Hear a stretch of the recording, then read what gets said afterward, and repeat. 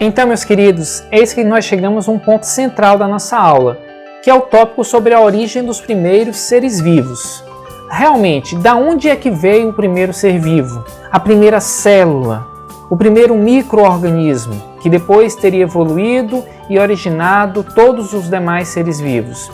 Bom, essa é uma explicação extremamente difícil de ser dada. Nós não temos todas as respostas, porque a biologia é uma ciência e, portanto, ela está em constante processo de crescimento, de aprendizagem. Ela não tem arrogância de ter todas as respostas, né? A ciência não tem esse papel. A ciência busca sempre a investigação, as verdades relativas, de ponta, verificáveis, questionáveis, refutáveis e imutáveis. Então, o que eu vou mostrar aqui para vocês são explicações que ainda estão em discussão e que algumas colidem umas com as outras, mas que estão na mesa para discussão, e como cientistas nós devemos encará-las, avaliá-las e ver os limites, possibilidades que elas e veracidade dessas explicações, né? Então, a primeira explicação para a origem da vida, ela é chamada de hipótese cosmozoica ou panspermia cósmica. O que é que a panspermia diz? Que a vida que existe na Terra, na verdade, foi trazida por meteoros de gelo ou por cometas que colidiram no planeta há muito tempo atrás. Assim, de acordo com a física, o universo existe há mais ou menos 14 bilhões de anos. E o planeta Terra, por estudos de datação geológica, tem mais ou menos 4,5 bilhões de anos. O planeta Terra, de 4,5 bilhões de anos atrás, quando ele estava em formação, era extremamente diferente do planeta de hoje. A gente vai ver daqui a pouco. Mas o fato é, durante um primeiro 1 bilhão de anos, esse planeta foi fortemente bombardeado por meteoros. Inclusive, praticamente toda a água que existe no planeta Terra foi trazida por esses meteoros de gelo. E a visão da panspermia é que teriam vindo esporos, micro-organismos altamente resistentes às condições extremamente hostis do espaço. Eles teriam sido trazidos e aqui germinado e florescido e sobrevivido e, portanto, colonizado a Terra.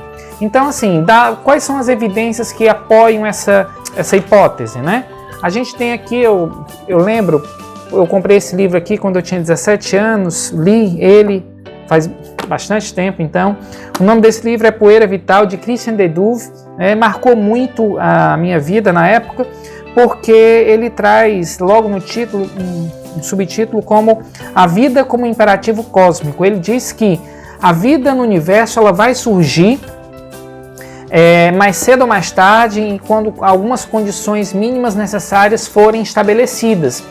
E ele é um defensor de que a vida que existe na Terra foi trazida do espaço. Então, por exemplo, em 1969 caiu um meteorito na Austrália e tinha moléculas orgânicas lá. Em 2009 também verificou-se com outros meteoros que também existiam aminoácidos simples, mas aminoácidos. Então, como é que moléculas orgânicas se formariam espontaneamente, né? Então, assim, é possível, e a panspermia vai defender essa ideia, de que esse carreamento, essa época do bombardeio, né, de que meteoros caíam na Terra constantemente, poderia ter trazido, então, micro-organismos para as primeiras bactérias, os primeiros procariontes. Mas veja bem, isso não resolve, não esclarece exatamente como surgiu a vida, né? Aí diria assim, como a vida veio para a Terra, de acordo com a panspermia. Mas ela não é uma explicação que deva ser rejeitada de plano, porque tem suas argumentações. E, por exemplo, todo ano a Terra recebe 40 mil toneladas de poeira espacial. E há muito tempo atrás, na época da formação do planeta, essa quantidade podia ser de 100 a 1000 vezes mais. A gente também tem que lembrar que o universo é muito grande. Uma galáxia tem, em média, 100 bilhões de estrelas. E não existe só uma galáxia no universo. Existem mais ou menos 100 bilhões de galáxias. Se existem 100 bilhões de galáxias e temos em cada galáxia 100 bilhões de estrelas, nós temos aí um número absurdo de estrelas no universo. E essas estrelas, digamos assim, que apenas 10% delas tenham planetas orbitando o seu entorno, então nós teríamos aí condições para que a vida pudesse ser testada, experimentada e, enfim, surgida em diversas condições. E aí essa é uma visão, né, que alguns biólogos, cosmobiólogos defendem, ou astrobiólogos defendem, de que possibilidade de surgir a vida, e Christian de Duve é um grande defensor disso, dessa vida ter surgido em outros planetas é muito grande. Então, assim, não temos ainda evidências suficientes para comprovar a panspermia cósmica, mas ela figura hoje seriamente nos debates da biologia.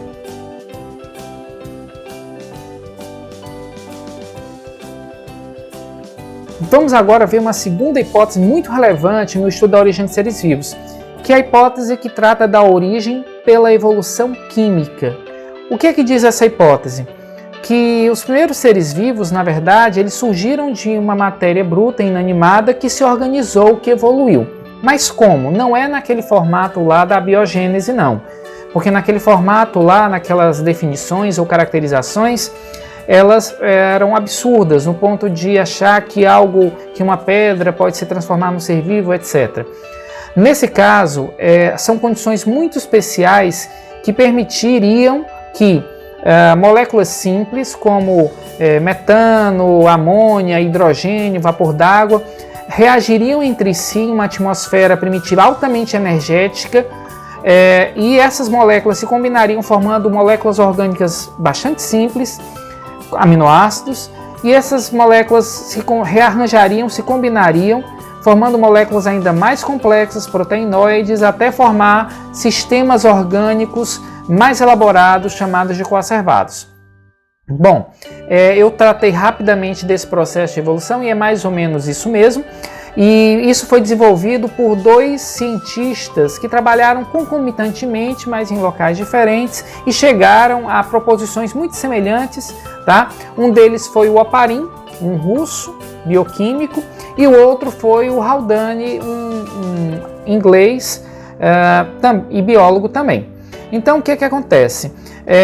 Eles propuseram duas ideias muito semelhantes, então eu vou tratá-las aqui de uma maneira conjunta, coordenada, para ficar um entendimento mais simples e mais objetivo. Então, as condições da Terra, para que a gente possa entender como é que essa hipótese ela ganha vida, ela ganha coerência, a gente primeiro tem que entender como é que era a Terra há muito tempo atrás.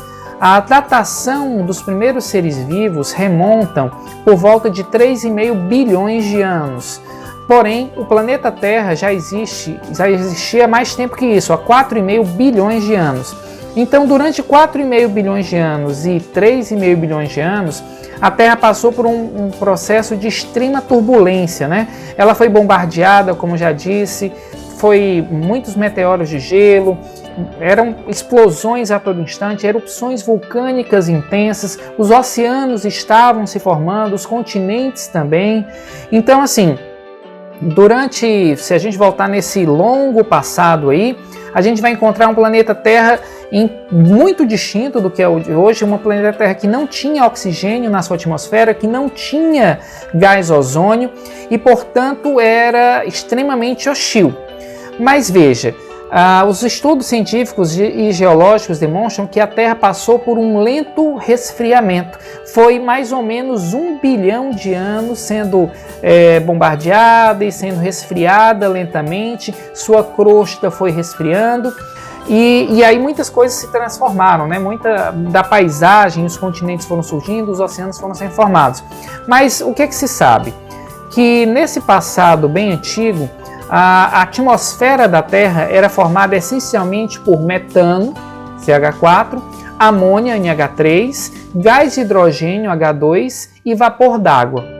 Esses gases é que teriam, né, se combinado e se recombinado teriam a fonte de energia para essa recombinação seriam os raios ultravioletas, descargas elétricas, o calor da erupção vulcânica, o movimento do processo de condensação e evaporação da água faria com que essas moléculas tivessem um movimento de rearranjo e encontros constantes.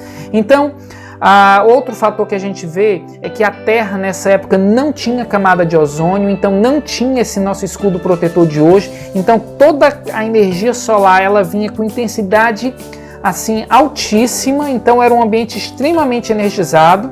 E como não tinha oxigênio, a atmosfera não era oxidativa.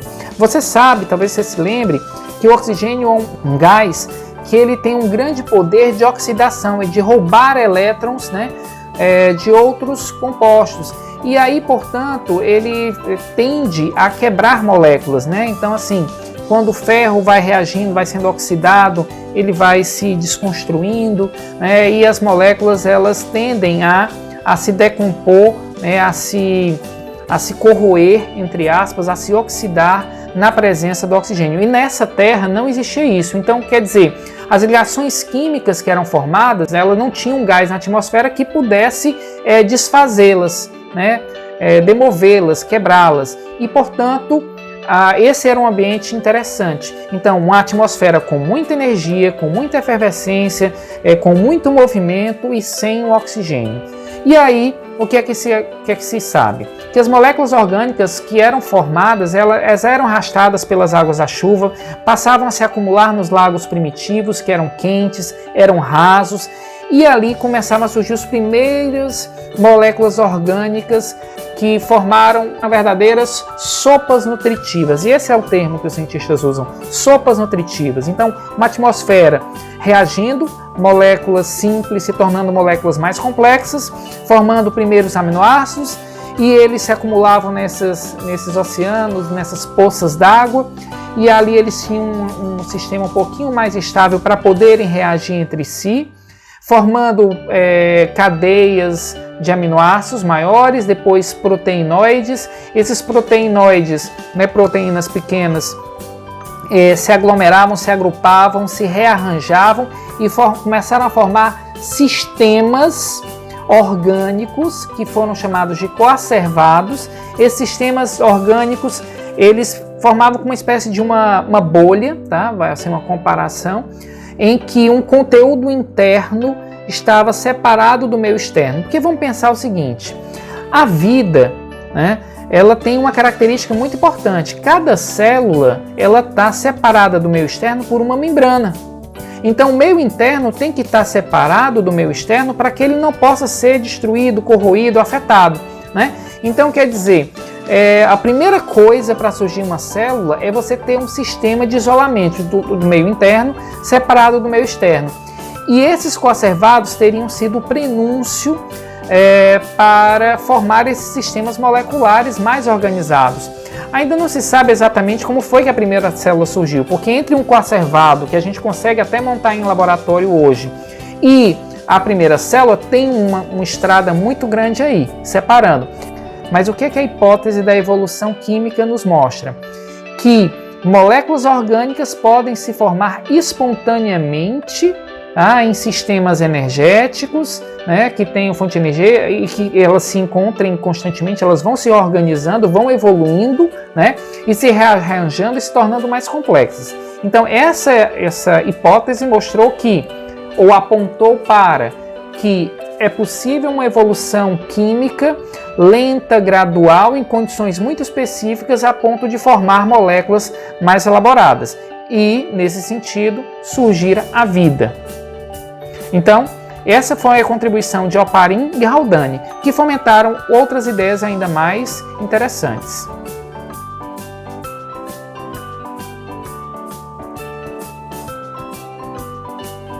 Após Oparin e Haldane apresentarem para o mundo a hipótese da vida ter surgido pela evolução de sistemas químicos, outros cientistas do mundo todo ficaram curiosos e motivados a testar essa hipótese do Oparin e do Haldane. Foi quando uma dupla, né, de cientistas, o Stanley Miller e o Harold Urey, criaram um experimento em laboratório que reproduziria as condições que o Oparin e o Haldane tinham colocado como necessárias para surgir as primeiras moléculas orgânicas ou os primeiros seres vivos. E esse experimento, bastante curioso, como você pode ver aí na imagem, ele é formado por um sistema de tubulação de vidro, né? Em que você tem um balões de vidro, você tem tubos que se conectam em um sistema fechado. E o que é que o Miller e o Urey fizeram? Observe que nesse desenho você encontra aí água fervendo, né? Você vê um balão de vidro, tem um aquecedor embaixo e água fervendo. Isso representaria os oceanos em constante processo de ebulição, né? Que a temperatura da Terra era extremamente elevada, passava de 100 graus Celsius e, portanto, chuvas torrenciais aconteciam naquela Terra primitiva. E aí esse vapor d'água sobe por essa tubulação e chega a um balão maior de vidro, e nesse balão você tem fios elétricos que ficam dando descargas elétricas. Observe que o Miller e o Urey, o que eles fizeram? Eles injetaram nesse sistema apenas o que o Oparin tinha dito: amônia, metano, água e hidrogênio. E aí esses gases, né, que são, no caso, amônia, hidrogênio e metano, reagindo com o vapor d'água e recebendo energia com descargas elétricas, começariam então a reagir entre si. Observe que tem uma tubulação descendente, né, que você percebe, e nessa tubulação descendente ele coloca ali também um condensador para que o líquido, né, o vapor d'água, se resfrie e volte a se tornar água líquida. E essa água líquida desce pela tubulação e se acumula ali embaixo, naquela dobra embaixo do experimento, né, da tubulação, e que formariam então os primeiros poças do oceano, ou primeiros locais em que a água teria se acumulado e que aqueles reagentes poderiam ficar ali um tempo mais tranquilos, assim, reagindo também entre si. Então, o que é que ele criou? Um sistema em que circulava vapor d'água reagindo com gases que foram colocados no sistema, os gases que o Oparin dizia, e constantemente evaporando, condensando, evaporando e condensando e se acumulando em um momento numa porção mais recuada para baixo, que você vê ali no desenho. E aí o que é que você tinha? Um sistema fechado em que somente essas substâncias químicas estariam reagindo. E o que é que o Stanley e o Miller encontraram? Eles perceberam que com vários e vários ciclos, né, desses gases reagindo com o vapor d'água, eles perceberam que depois de um tempo, naquela parte lá embaixo, em U, né, aquela parte recuada do experimento, começavam a aparecer moléculas simples, aminoácidos, moléculas orgânicas. E o aminoácido ele é a base construtora das proteínas, que são grandes moléculas com papel estrutural, diversas funções, como a gente ainda vai ver, mas o papel estrutural de como se fossem tijolos que formam uma casa. Então, sem aminoácidos, você não poderia formar proteínas, e sem proteínas não poderíamos formar a maior parte das nossas estruturas orgânicas que nos dão sustentação e estrutura.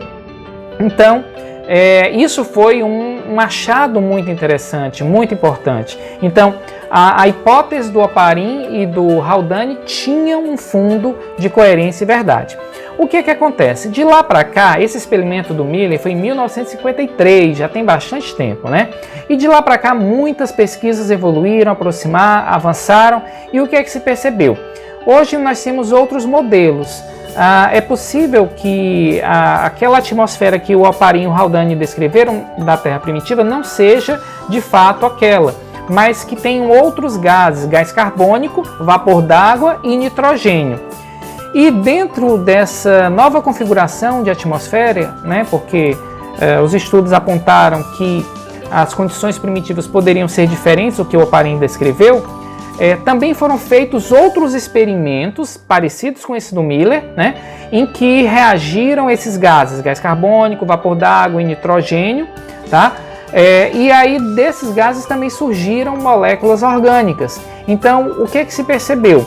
Que a possibilidade da evolução química é bastante real.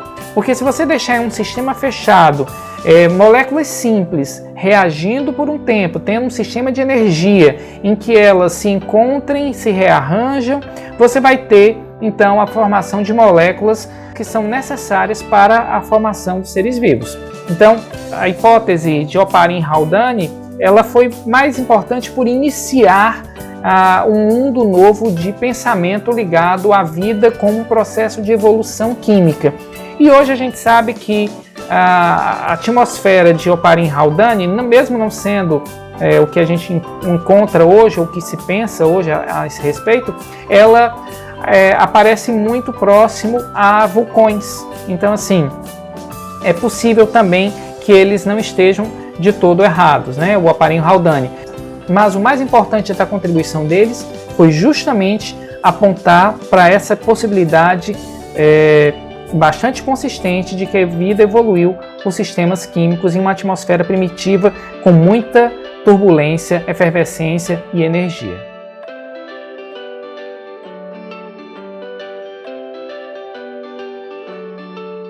Uma terceira hipótese que chamou muito a atenção dos cientistas e confronta-se e ela rivaliza com a ideia do Oparin, né, é a hipótese da origem da vida nas fontes termais submarinas.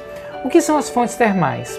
Em grandes profundidades do oceano, a mais de 2.000 metros de profundidade, quando você chega no chão do oceano, quer dizer, é muita água, né, acima de você e é uma profundidade muito grande, uma pressão muito grande. Quando você chega no assoalho do oceano, existem regiões em que existem fendas, rachaduras, buracos, que estão comunicados com as partes mais quentes da Terra, né? E aí o que é que acontece? Por essas fendas existe uma constante eliminação de água, com uma temperatura muito alta, mais de 300 graus Celsius, e junto com essa água vem também uma diversidade de gases, como gás sulfídrico, como metano, como hidrogênio. E esses gases, eles reagem entre si e começam a produzir moléculas orgânicas também. Então daí veio-se a possibilidade ou a hipótese de que, na verdade, a vida não tenha surgido em águas rasas, como Oparin dizia, mas em águas muito profundas.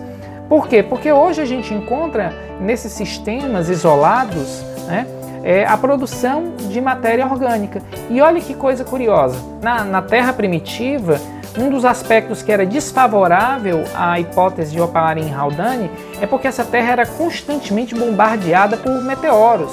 Então, meteoros causando explosões, eles com certeza atrapalhariam fortemente o processo tão delicado de formação de moléculas orgânicas. Mas em grandes profundidades, contendo uma grande quantidade de água acima, né, você poderia amortecer esses impactos e perturbações mínimas chegariam nessas profundidades muito grandes, né, de mais de 2.000 metros. Então, nessas chaminés de água quente, hoje ainda a gente encontra diversos micro-organismos vivendo lá.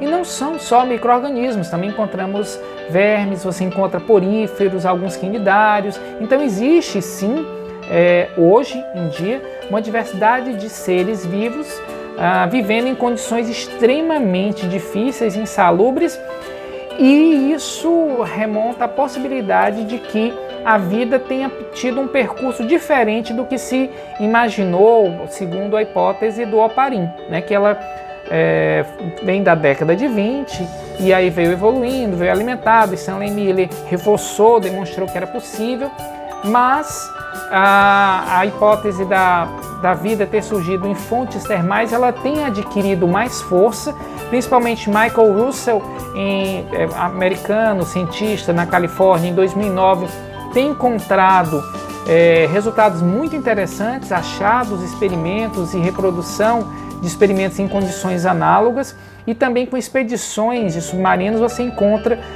moléculas orgânicas simples sendo formadas nesses locais. Então isso poderia apontar para uma outra possibilidade, uma outra rota de explicação para a origem de seres vivos.